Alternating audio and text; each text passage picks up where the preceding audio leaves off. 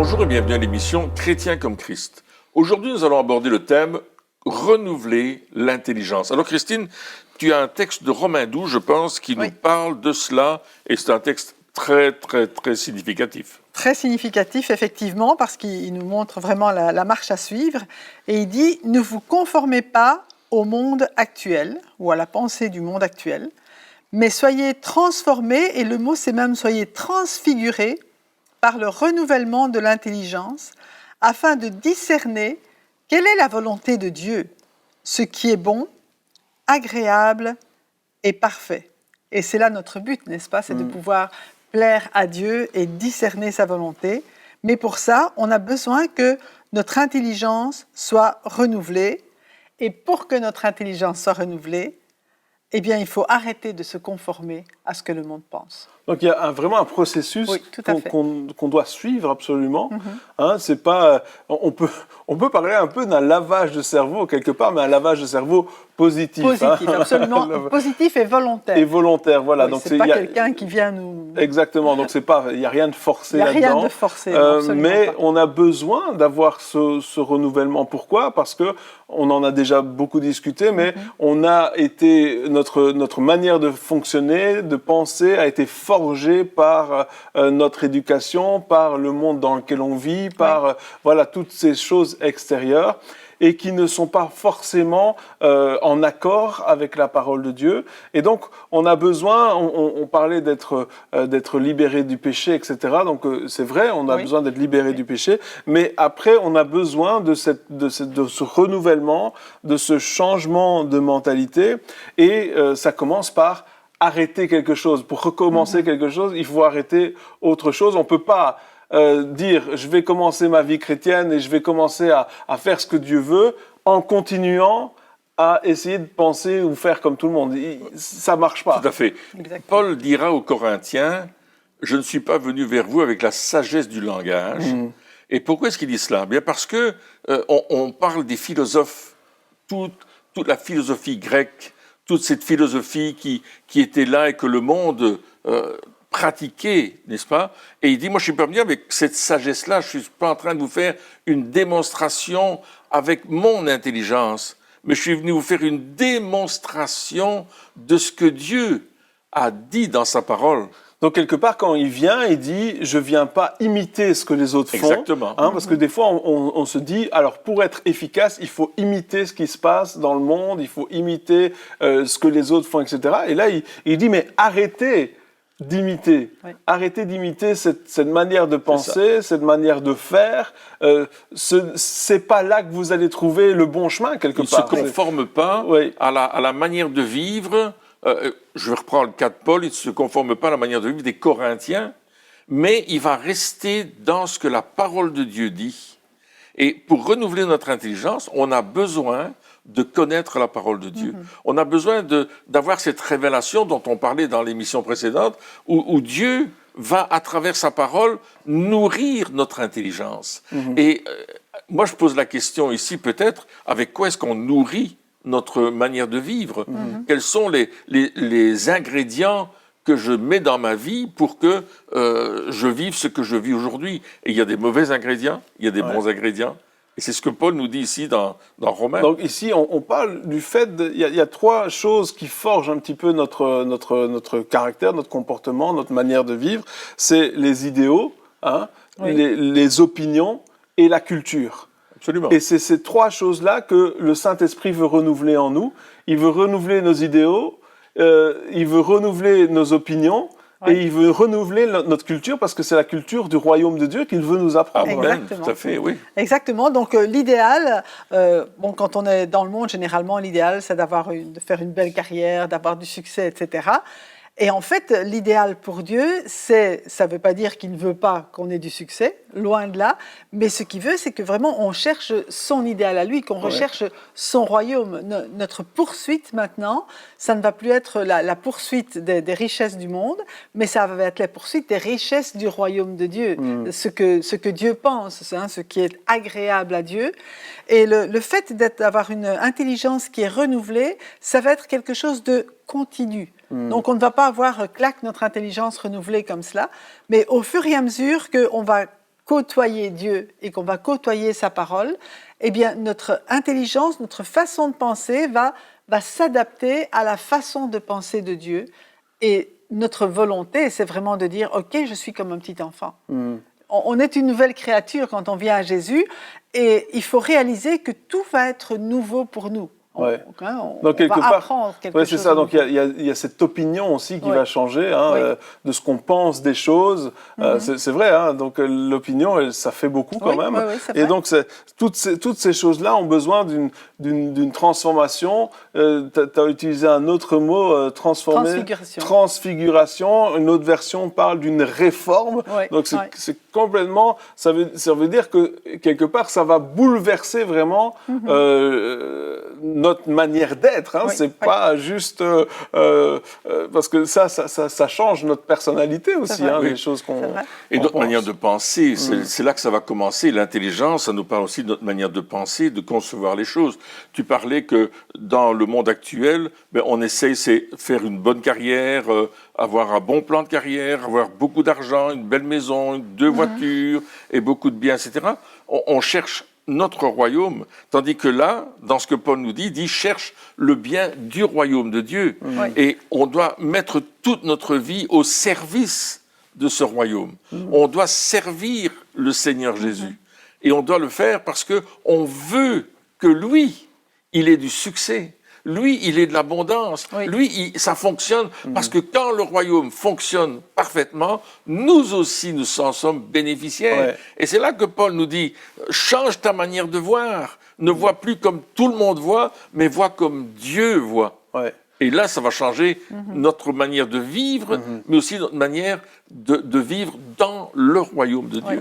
Et c'est très intéressant, on change, mais quelque part, c'est pas notre œuvre à nous. C'est-à-dire que ce changement-là, on ne peut pas le provoquer nous-mêmes.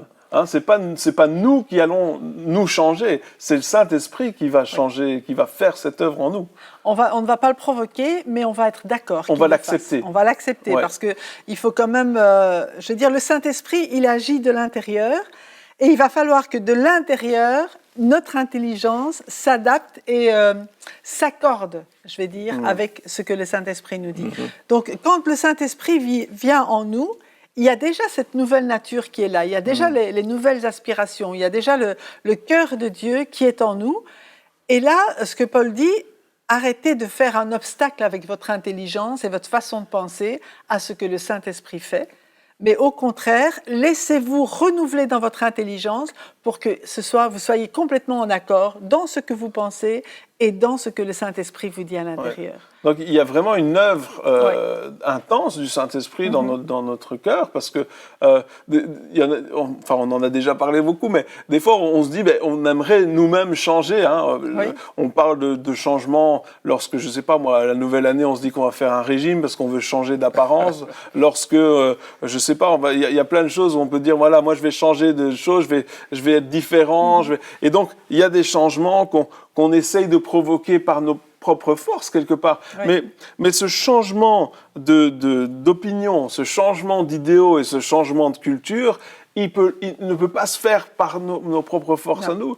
Beaucoup ont essayé, et c'est comme ça que beaucoup sont tombés dans ce qu'on appelle la religiosité, le légalisme. Tu dois, tu ne peux pas, tu dois faire ceci, tu dois faire comme ça. Et au lieu que ça amène une liberté, parce que le Saint-Esprit nous amène une liberté libre par rapport au péché, bien sûr, au lieu que ça amène une liberté, ça amène un poids, un fardeau, et ces personnes-là vivent quelque part sous un fardeau qu'ils ne peuvent pas porter. Et donc, beaucoup, alors qu'ils ont une apparence heureuse, vivent en dépression. Ils sont constamment, pas juste déprimés, mais ils se sentent constamment fautifs, ils se sentent constamment incapables. Et c'est normal, parce que si on essaie de faire ces changements-là par nos propres forces, c'est comme ça qu'on va finir. Mais si on laisse le Saint-Esprit agir en nous, et comme tu dis, on lui donne la permission, on agit même avec lui, on fait équipe en disant « Ok, je suis d'accord, s'il y a des choses que je dois faire, moi, dis-le-moi et je vais les faire aussi. » Donc on participe quelque part, mais c'est son œuvre. Et comment est-ce qu'on peut faire pour lui dire « Saint-Esprit, vas-y, fais-le » Enfin, je veux dire, comment est-ce qu'on peut faire pour participer avec lui? Il y a des beaux textes dans la Bible qui nous parlent que nous sommes participants de la nature divine. Et c'est l'apôtre Pierre, dans la 2e épître et au chapitre 1er et dans les 4 premiers versets, qui dit qu'on a reçu de Dieu tout ce qui était nécessaire pour vivre cette vie-là. Et pour que nous devenions participants de la nature divine, c'est-à-dire partenaires avec Dieu pour vivre avec lui. Alors une première chose, c'est qu'on ne doit plus considérer les choses de la terre, mais on doit considérer les choses du royaume. Donc on remet quelque part les choses à leur place, les priorités au bon endroit. Oui, et c'est Paul qui dit dans Colossiens, au chapitre 3, il dit « Affectionnez-vous aux choses d'en haut, et non plus à celles qui sont sur la terre ». Donc on va commencer à avoir nos regards, on va changer notre regard. Et parfois, on doit forcer notre tête à dire « il faut que tu regardes les choses du royaume ». Plutôt que de regarder les choses de la terre. Donc quelque part, ça veut dire qu'on doit s'attendre à une transformation. Oui. C'est-à-dire que des fois on se dit Saint-Esprit transforme-moi, mais c'est comme si on aimerait que ça se fasse tout seul. Voilà, on se réveille le lendemain matin, pouf, on est changé. C'est pas. Mais ça peut arriver. Il y a quelque chose qui se passe quand même. Moi, je me souviens le jour où j'ai donné ma vie à Jésus, je sais que d'une minute à l'autre, j'étais plus pareil, et mes aspirations avaient naturellement changé. Je ne voulais plus les choses que je voulais avant. Mais après, tu n'as pas été contre ça. Tu as encouragé ces choses-là. C'est sûr.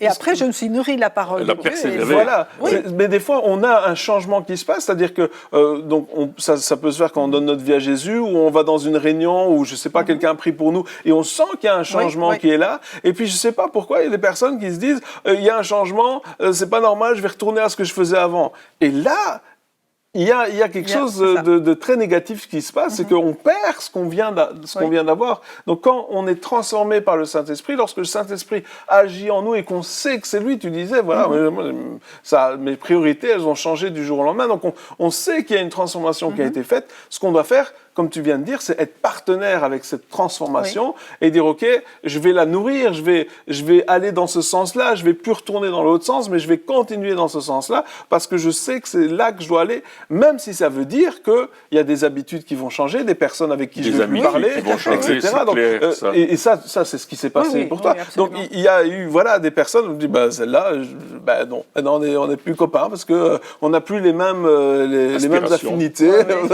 C'est plus trop, ça colle plus vraiment. Eux, ils veulent faire ça, moi, je veux pas. Donc, à un certain moment, il va y avoir une séparation. Oui, c'est vrai. Et donc, on doit faire attention de ne pas retourner pour absolument, des fois, on veut absolument garder des amitiés et ça nous perd quelque part. Il y a des choix. Il y a des choix qu'on doit faire. Et je dirais même qu'on peut être dans une réunion et entendre un message qui va nous interpeller personnellement. Peut-être que le prédicateur ne voulait pas dire exactement ce que moi j'ai compris, mais parce que je suis en processus de changement dans mon intelligence, dans ma manière de vivre, je vais recevoir cette parole comme si, il y a un proverbe qui dit, c'est comme si on verse de l'eau fraîche.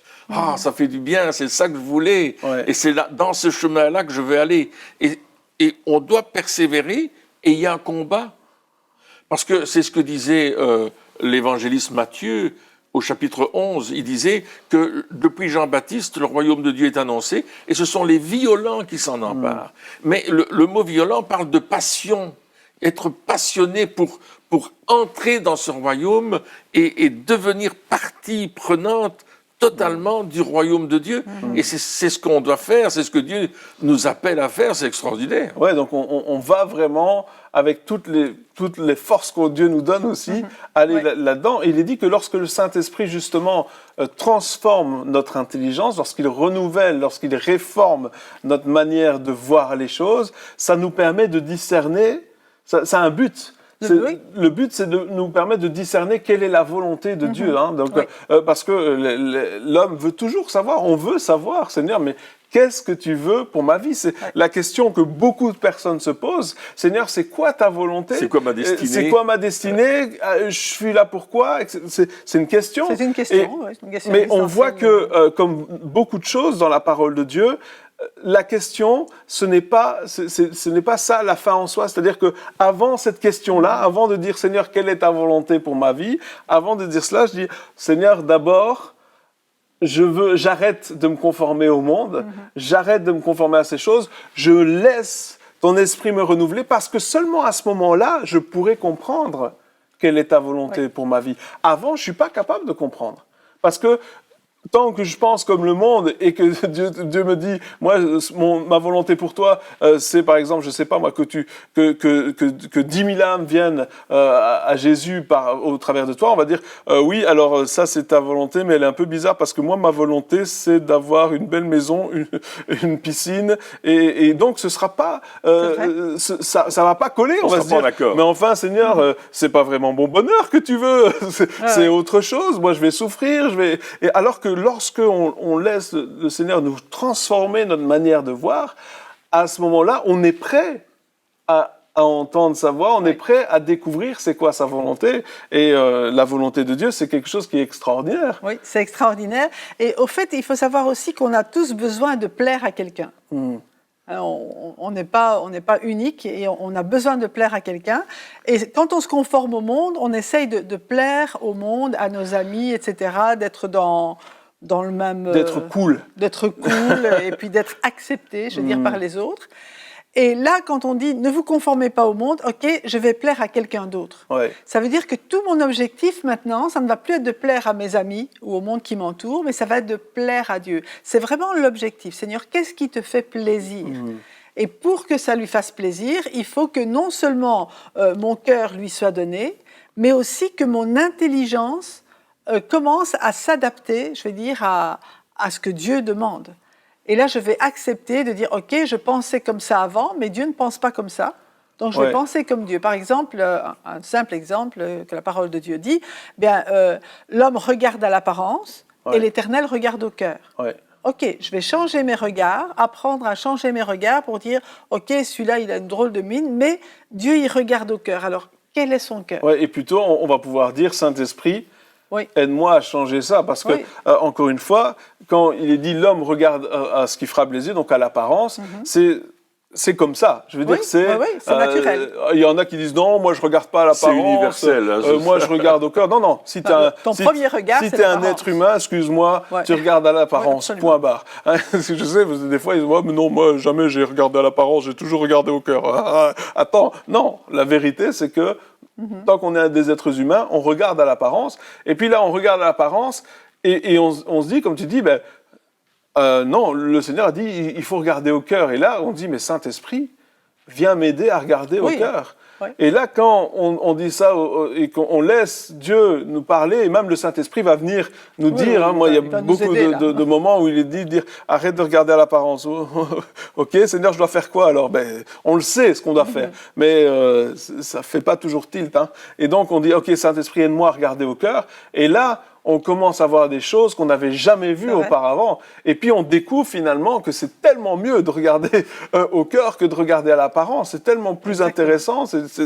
Et voilà, donc, c'est un apprentissage, comme tu dis.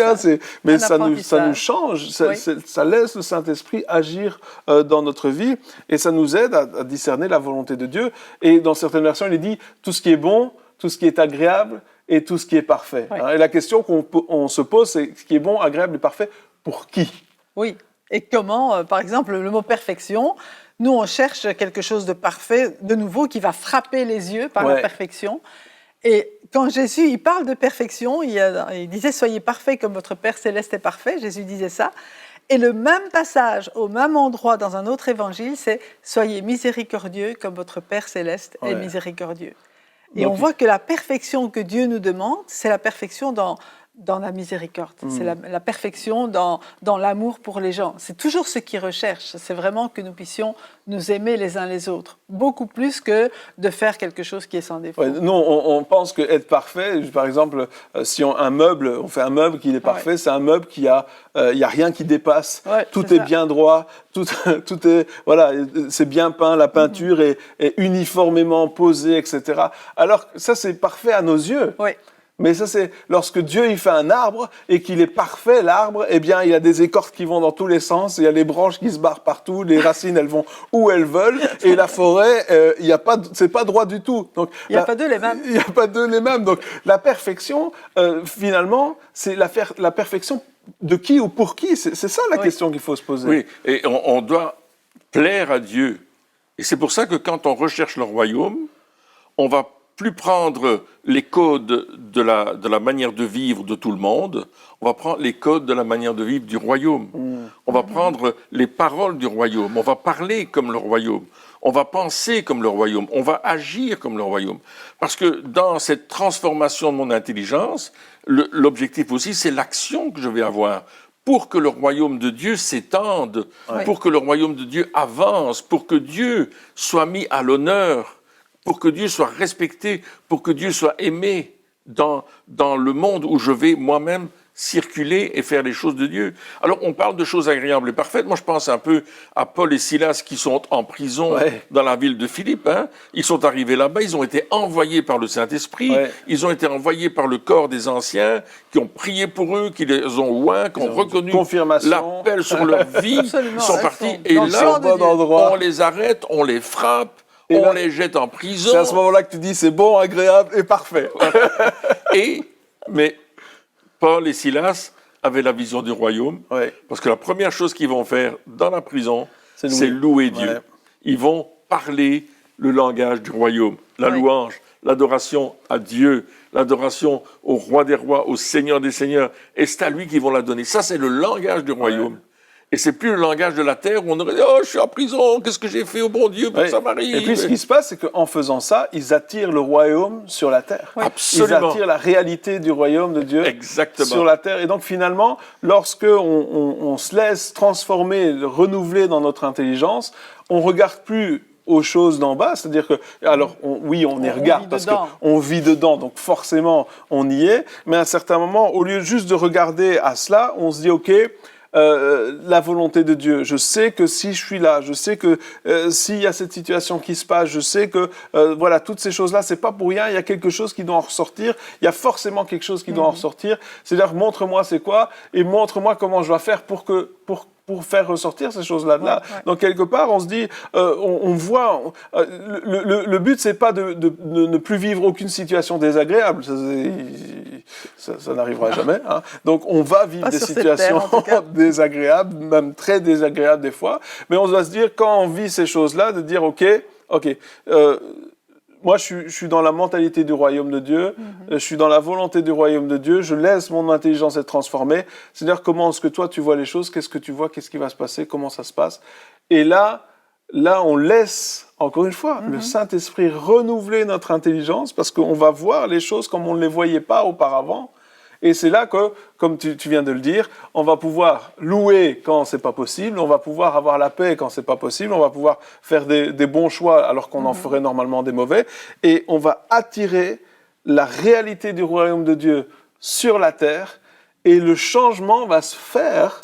Donc la situation va changer. Pourquoi ? Parce qu'elle sera impactée pas par nous, mais par la réalité du royaume, par la puissance du royaume de Dieu qui va se manifester. Et c'est ce que Paul dit dans Romains 8, 28. Hein. Il fait concourir toutes choses pour le bien de ceux qui l'aiment. Et quand il dit ça, c'est exactement ce que tu viens de dire. La puissance du royaume de Dieu, l'autorité du royaume est en train de venir et elle va solutionner la situation dans laquelle je peux être, où au départ, je me suis dit, pouf, c'est une mauvaise situation. Mais en fin de compte, le résultat de cette situation, c'est une terrible bénédiction, une merveilleuse bénédiction. Oui, tu continues l'histoire de Paul et Silas. Oui, Paul et Silas, justement. Le royaume, comme tu disais, vient toucher la terre.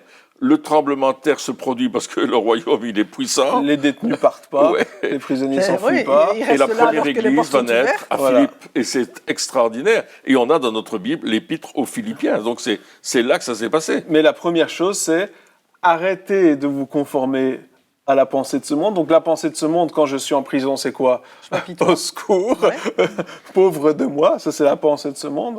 Et laissez-vous renouveler par le Saint-Esprit, c'est-à-dire, OK, Saint-Esprit, viens changer ma manière de penser maintenant, parce que c'est la pensée de ce monde. Forcément, je suis né dans ce monde, j'ai évolué dans ce monde, donc forcément, j'ai toutes ces pensées qui viennent, dont j'ai l'habitude. Alors Saint-Esprit vient renouveler mes pensées, et puis il renouvelle nos pensées, et là, waouh, on découvre quelle est la volonté de Dieu, ce qui est bon, ce qui lui est agréable à lui, et ce qui est parfait selon lui. Hein. Donc je suis plus à mon standard, mais je suis à son standard, à comment lui voit les choses.